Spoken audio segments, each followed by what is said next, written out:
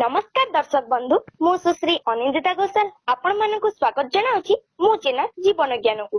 दर्शक बंधु भिडियोटी आरंभ करिबा पूर्वरु मो चैनल को सब्सक्राइब करिनियंतु ओ बेल आइकन को मध्ये क्लिक करिनियंतु। दर्शक बंधु आजिर विषय वस्तु हेउछि अदार औषधीय गुण। किए बा न जानिछि आम सभिंको रोषेई घरे थिबा एक निहाती दरकारी जिनिस हेउछि अदा, जहा मसला रे न मिसिले तरकारी होई जाय स्वादहीन। किंतु आपण माने जानନ୍ତି कि अदा भितरे लुचि रहिछि अनेक औषधीय गुण। अदा रे रहिछि वाटर, जहा कि पानी, carbohydrates, proteins, minerals, calcium, phosphorus, iron एवं विटामिन सी।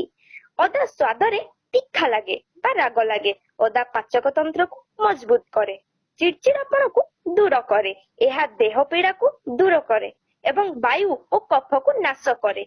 सकाळे खाली पेटरे अदा को छोट छोट करी काटी सेतिरे लूण मिसाई चोबई चोबई करी खांतु एवं 30 मिनिट पर्यंत किछि खांतु नाही। एवं रात्रि रे सोइबा पूर्वरु ठंडा क्षीर सहित अल्प चीनी मिसाई खांतु। एहा द्वारा आपनकु बद्धहजमी, पेट वायु, एसिडिटी रु रक्षा मिले।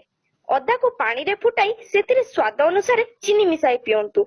एवं किए बा न जानिछि सेई अदा चार स्वाद यह ठंडा, पुरुणा काश, कफ, दमा पाई भी बेस फलप्रद। अदा को पानी सहित पेसी दरज लागुवा जगार लगाइले दरजरु आराम मिले। दांत बिंधा होतिले अदा खंड को दांत रे चापी रखंतु, आराम मिलिबो। कान को बिंधा होतिले 2 बिंदा अदा रस को कान रे पकांतु। दर्शक बंधु आज पई एतिकी, पुणी आसीबी किछि नुआ कथा नै। मो चैनल को सब्सक्राइब करबा को भूलंतु नहीं। नमस्कार।